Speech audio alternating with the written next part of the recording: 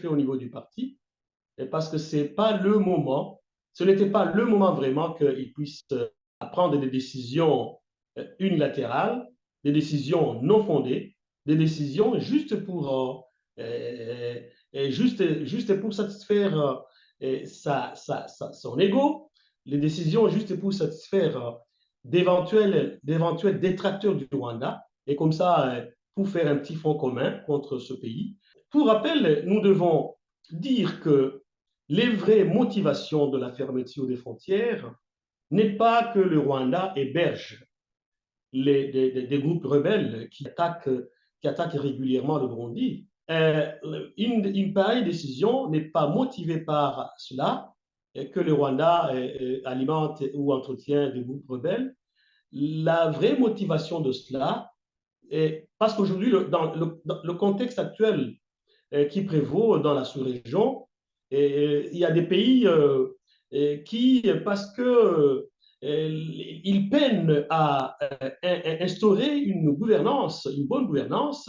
Maintenant, ils cherchent à s'acharner sur d'autres pour justifier leur incapacité à diriger, à bien gérer les affaires de l'État. Il faut nous le dire et il ne faut pas nous voiler la face.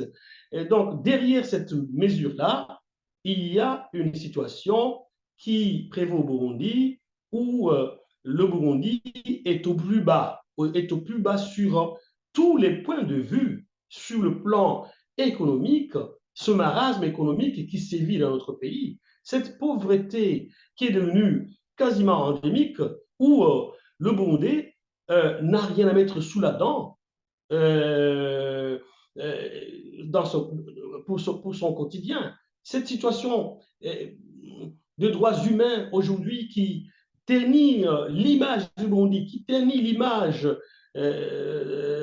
du président de la République, cette situation où il a pris la décision d'envoyer un contingent des militaires burundais sur le sol congolais pour se battre aux côtés des forces armées du Congo, avec consigne et injonction de s'en prendre à tout Tutsi qui serait sur la trajectoire.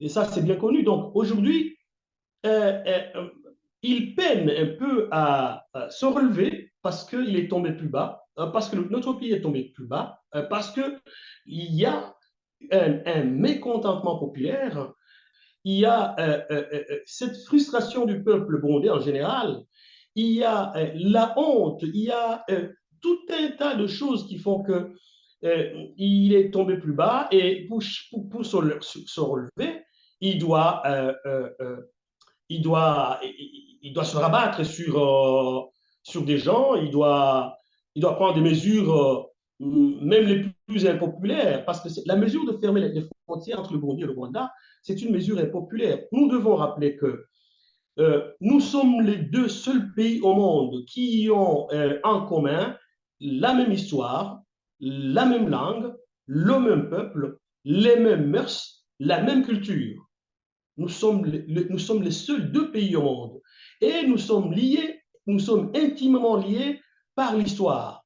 Au moment où les deux peuples s'attendaient à relancer une cohabitation et qui serait aussi génératrice, n'est-ce pas, euh, d'un bénéfice des uns et des autres.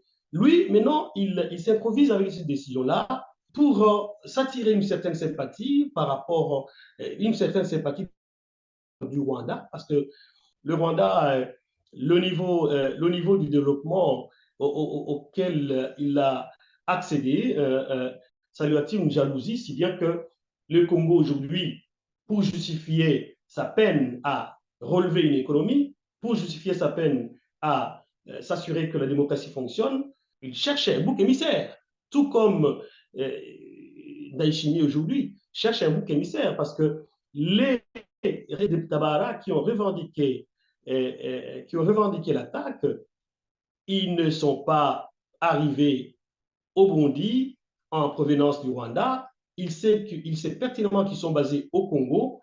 Depuis qu'il a essayé d'envoyer des troupes pour déstabiliser le Red Tabara, il n'y est pas parvenu et il sait que basé au Congo. Donc, le Red Tabara, en allant mener des actions offensives, ne sont pas partis du Rwanda, ils sont partis du Congo, il le sait très bien.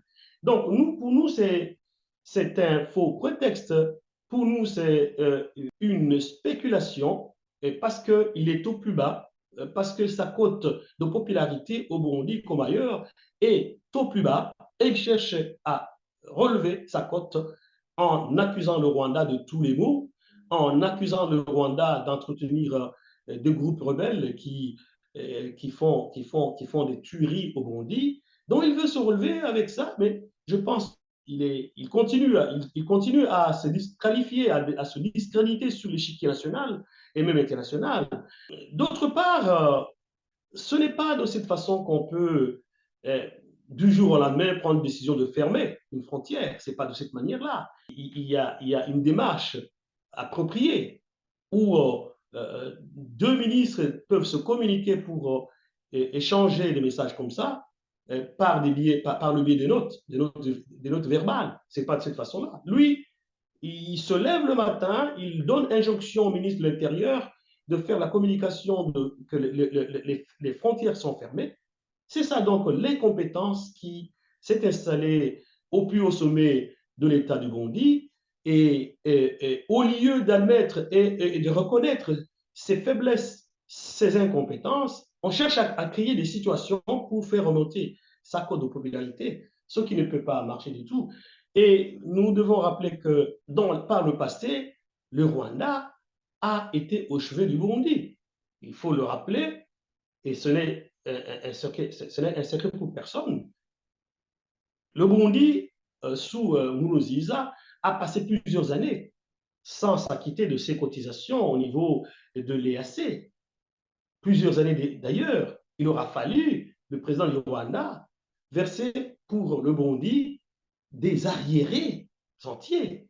Il aura fallu un esprit de bon voisinage, un esprit de fraternité pour que le Burundi puisse bénéficier de ce soutien-là.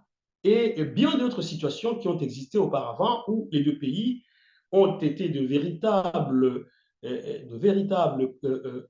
partenaires, où leur vie en symbiose a permis un essor dans tel ou tel autre secteur.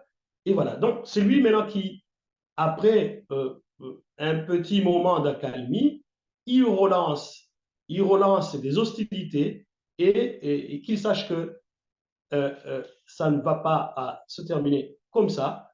Il faut que le peuple burundais prenne conscience des dérives qui sont en train d'être commises par le président et qu'on ose lui dire solennellement que voilà,